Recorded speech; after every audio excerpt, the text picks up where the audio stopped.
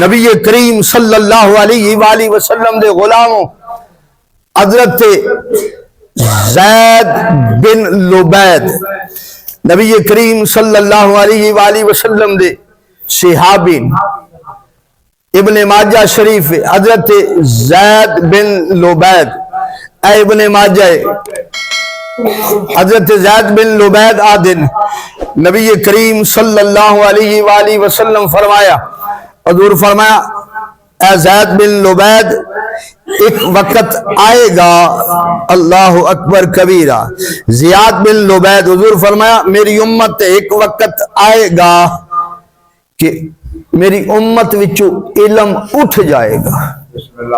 علم کی ہوئے گا؟ اٹھ جائے گا، علم اٹھ جائے گا۔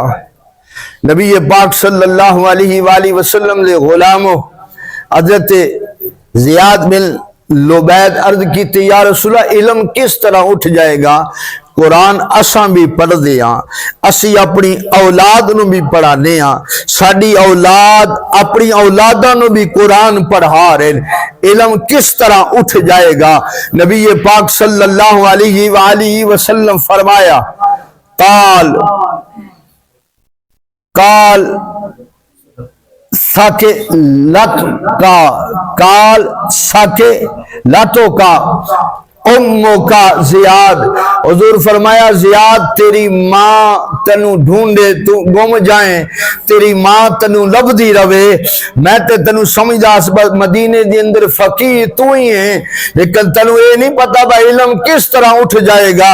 میرے کریم فرمایا اے زیاد بن لبید یہود و نصارہ تورات بھی پڑھ دے سن، زبور بھی پڑھ دے سن، انجیل بھی پڑھ دے سن، اے زیاد بن لبید اے تے دسنا تورات زبور انجیل دی کسی ایک آیت بھی یہود و نصارہ عمل کر دے سن؟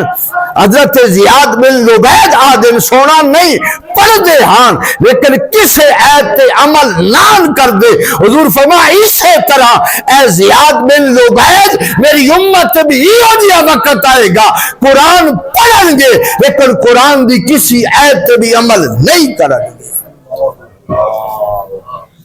قرآن دی کسی آیت تے بھی عمل نہیں کریں گے۔ میری امت ایسا وقت آئے گا کہ قرآن دی کسی آیت تے بھی عمل نہیں کریں گے۔